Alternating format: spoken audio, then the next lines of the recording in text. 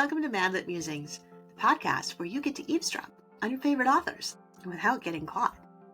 I've been stoked to have authors like Angela Hunt, Bill Myers, Nicole Deese, Tessa Afshar, comedian Bob Smiley, and more on the show, and this year I have another great lineup of storytellers and truth-sayers.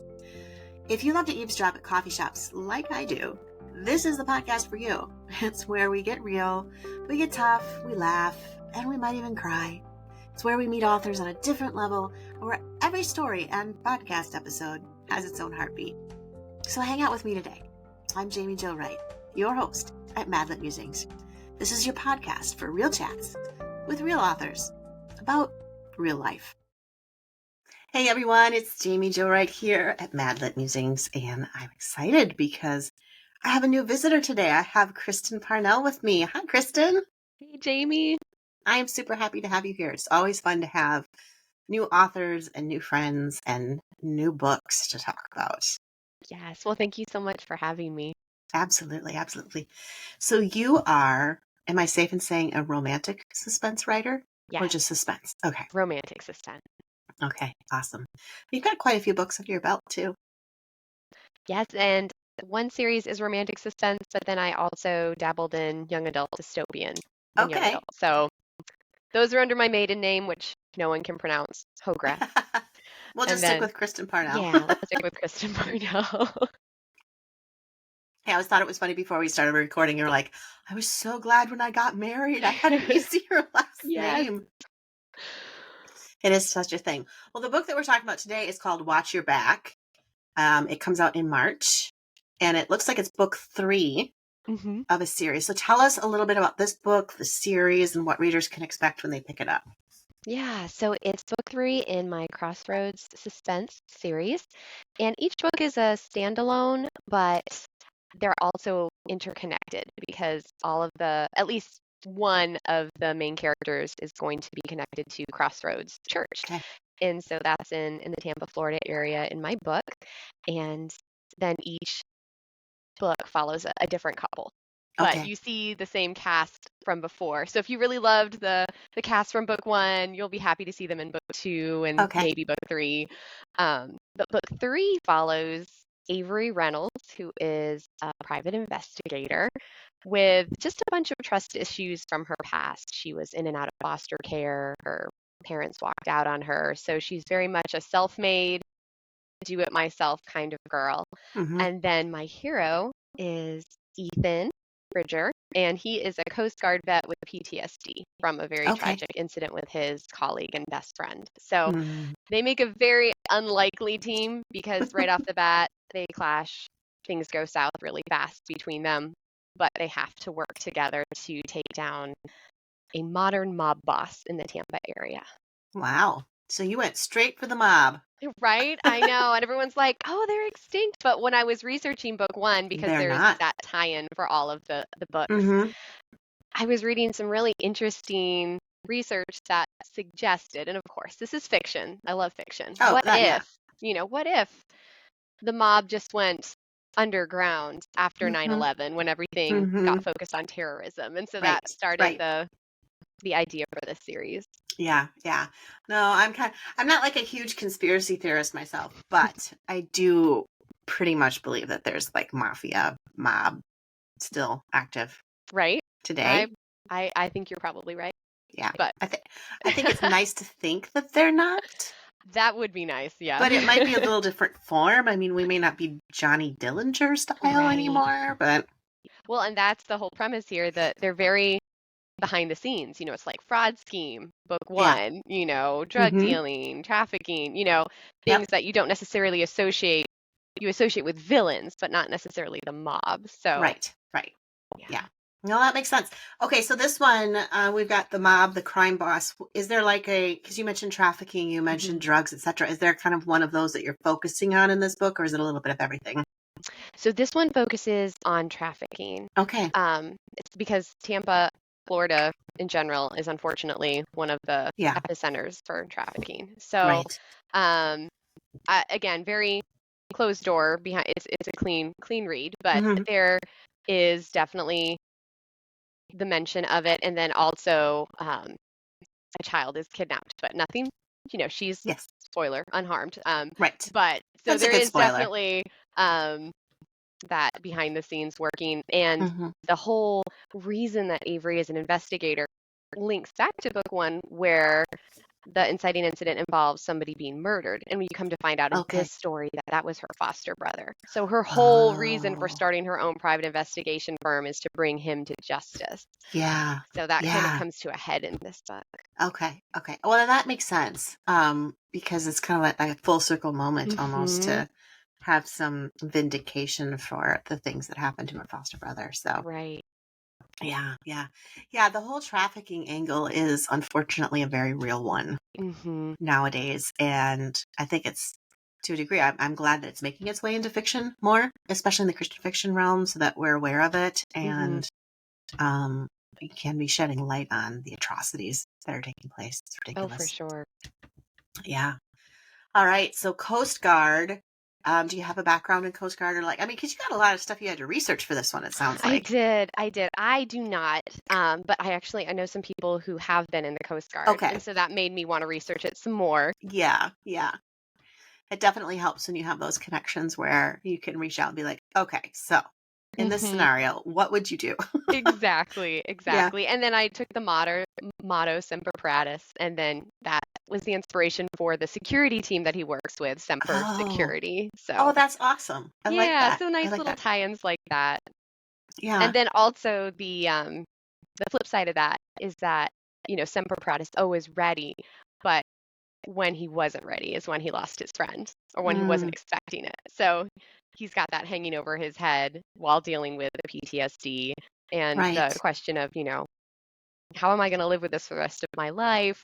How can I ever, I see my friends, my sisters having relationships, but is that an option for me now? So you really see him struggle through some of those things. Yeah.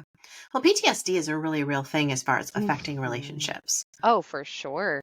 There's so many dynamics with that, and the people who are with someone with PTSD almost develop their own version of it in just being able to know how do they respond, how do they best support, when it's best to leave them alone, all those things, and the triggers. And right. Yes. And so for these two, they really, again, they both got such heavy backgrounds. They are just not, they're kind of like oil and water at the beginning of this book. Yeah. And it was so fun to write how God softened their hearts and worked in their separate stories and brought them together.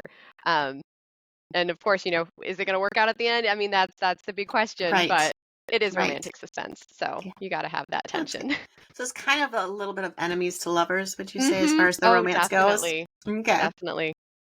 Okay, that sounds like fun. I can deal with that.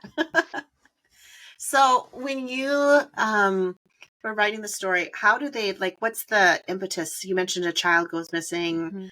Although you did kind of relax everybody. It's okay. I did. It's okay, which is good. There are 2 rules also in writing, if readers are not familiar with this. They're the unspoken writing rules. Never kill a child unless you're in a very specific genre. Or don't ever kill the dog. The dog, no. Never the dog. I've heard cats are expendable, which I'm not really pleased with. You're a cat person. I am a cat person. You do not kill a cat. Oh, okay. Anyway. Oh, this is so cool. Okay, so what is the inciting incident, though? Or what's the impetus that's going to throw these two together and really get this story moving? Sure. Obviously, they're dealing with the mob, so. Right, so it's her sting operation. Opening scene, she's in a sting. She's dressed as a prostitute. And the problem is, though, he's on his way to a job, taking a shortcut to try to get there sooner because he's running late, and he sees her on a sidewalk, pulling her sleeves down like she's trying to hide something. Yeah. And then this van comes up, pulls up beside her. They yank her in, and he's like, he's a Coast Guard vet. He's a good guy. He's a security agent. Right. He's got to save her. Right. So he saves her, and he botches the whole sting operation. And she's mad. Oh, she's really mad. Oh, she's furious. I love that. That's awesome. I kind of like the concept, too. He thinks he's saving, and he's actually wrecking it. It's Thanks a Yep. lot, dude. Like, I wasn't helpless. I knew what I was Right. doing. Yep. So I had a lot of fun writing that scene, and of course, it takes her a long time to get over that. Oh, I bet. I bet. So then they get kind of thrown together. Does he start helping with her investigation then to this ring, or how does he get pulled in? So they have mutual friends that they don't realize are mutual friends who Okay. are tying the knot in Beach Mountain, North Carolina, which is a Okay. setting that throughout the series. I call it Crossroads Suspense because it has at least two settings, Okay. and one of which is always Beach Mountain. Got And it. so they're Okay. going to Beach Mountain for the wedding of the lead couple from book one. Turns Okay. out she is Ethan's therapist, Okay. and Avery worked with them in book two to help the heroine in that story. So Sure. they get to this, small Airbnb. Well, it's actually a nice Airbnb for the Mm-hmm. wedding. It's a very Sure. tight-knit Yep. wedding party, destination wedding, and they're both there. And he Oh. pulls a gun on her because she Oh. barges into his room at night thinking it's her room. So it's, Wow. So it, you really put these people through a ringer. I do. But it's a lot of fun. I had a lot of fun with this story. That's good. That's good. So then are there situations where they get thrown into where they're actually face to face with the mob, or is the mob so far in the background where it's kind of just vague? No, they are face to face. One of Okay. which is at the wedding because the heroine from that book one was face to face with the mob in book one. And Oh, okay. now the villain from book one has just been sentenced. And so for their Oh, wedding, it's like payback time. So yeah. the guy's coming out of hiding to take out anyone who has, Right. messed with his hood, so to speak. Yep. So now they have to work together to protect the bride and groom at the wedding. And then from there, they end up working together again back in Tampa once they Okay. realize that they do need, well, Avery realizes she needs the help. Okay. All right. And the child that goes missing, is that somebody that Is Avery close to knows? Avery, yes. Okay. All right. So now she's got It's a her personal. goddaughter. Oh boy. Yeah. So she's got a personal reason to be chasing after Mm-hmm. the child to rescue. Okay. So would it be fair to say there's a little bit of Taken vibes in this? A little bit. And it's really her struggling with being a failure. She's failed Okay. to bring justice to her foster brother. Now Mm-hmm. she has failed to protect her goddaughter, Mm-hmm. and Yeah. she's just getting broken down until she gets to the bottom and realizes, God's been here all along trying to give me help, and I've been rejecting him and rejecting him, and I Mm-hmm. need not only his help, I need to accept help from others like Ethan. And so it's one of those failure situations that thank the Lord I've never been in her situation, but we all struggle with the failure. Yeah. Even writing this story, I didn't know if I could do it because my toddler was skipping naps. He was sick every other week as my deadline came about. And I'm like, I feel like a failure right now. And suddenly I have this like tight connection to my heroine because in our own ways, we're all battling our fears of failure. And where do we go with those? Well, we got to take them back to God. Right. That is funny though, because I found too, like when I'm writing a book, I'm almost at the point now where I'm like, be careful what theme you pick. Yes. Because God's like, oh, you know what? You're going to write about that. Let me give you some personal examples so that you can really make this real and vulnerable. I'm like, no, you really didn't have to do that. That's okay. It's all right. Let's not do that. Now, you have this set in Tampa, which is, like you'd mentioned, really a center of human trafficking. Did you have to do a lot of research, or is that just something like in that area that people just know how it works? Or how did you study something that's really quite a volatile subject? Sure. So I actually live just north of Tampa. So I've lived in Florida my whole life. So this is a very natural setting. And it's, been in the news on and off my whole life, They're talking about sting operations in Tampa, or a lot of times they talk about big sporting events being a really high risk situation for trafficking. And so with all that background knowledge, I started researching, okay, well, what does that look like at a sporting event? And so that's kind of where the climax takes place, is at a football game. So they're trying to do an exchange. And of course, I can't tell you what happens, but it doesn't work out the way she thinks it's going to happen. Yeah, I don't know if people really realize, and that's something that I had learned a couple of years ago when I was researching trafficking, how much trafficking occurs at sporting events. And I'm not quite sure I remember clearly why they choose the sporting events, if it's just because of the amount of people and it's kind of a cover, or did you? I think that definitely has something to do with it. And Yeah, then just people, I mean, probably don't have their guard up, you know? They're right. out to have fun. They're out to and you've got teens, you've got families, but maybe the kids are separated and Mm-hmm. they're not paying attention, or unfortunately people are drinking and Yeah, so they're not aware of their surroundings. yeah, So, yeah, I think it's kind of almost a perfect storm situation. yeah, yeah. Yeah, parents, and young women, when you're Hmm. out in public situations like that, cannot tell you how many times. Oh, concerts was another one. Yes, concerts. Concerts were really big for that too. And I was thinking about that actually because I was at a concert venue this last fall with my son, and he's 12, and he needed to use the bathroom. And I knew Mm, that all I had to do was go up the several stairs and then just go down, and the bathroom was right there. And so I sure. did what initial was like, yeah, go ahead, that's fine, because that's what I would do at church, right? And then I was Right. like, wait a second, I'll come with you. And he goes, Hmm. Mom, I know where the bathroom is. I'm like, we're just gonna stick together in pairs. And Yes. obviously nothing happened, but it was just kind of that moment of like being aware of your Hmm. surroundings, so that, yeah, these are fictional books. They're meant to be fun and entertaining and suspenseful, but they're based on things that really do happen. Hmm. Yeah, and you definitely need to be careful. You need to be alert. You need to have a buddy system Mm-hmm. or check-ins, you know. Mm-hmm. Mm-hmm. For sure, for sure. So let's talk about PTSD a little bit. You have a hero who has PTSD. Does he is he able to manage his PTSD, or is he still really struggling with it in the sense that it's affecting his decisions and affecting his daily life so much? Um, Yeah, and I know there's different kinds of PTSD, right. obviously. The way I wrote his is it primarily affects him in his sleep. He has a lot Okay. of nightmares, and so Okay. then, he's tired. It doesn't affect his job per se, but he Okay. definitely has bad days as a result of having bad nights and Right. reliving that moment that's Yeah. really triggered him. Um, and I have him really struggle with that, even when he comes to find a relationship with God, Hmm.